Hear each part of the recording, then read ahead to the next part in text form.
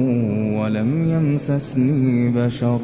قال كذلك الله يخلق ما يشاء إذا قضى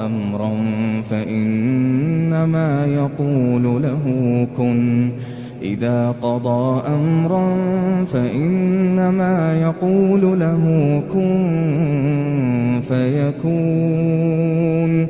ويعلمه الكتاب والحكمة والتوراة والإنجيل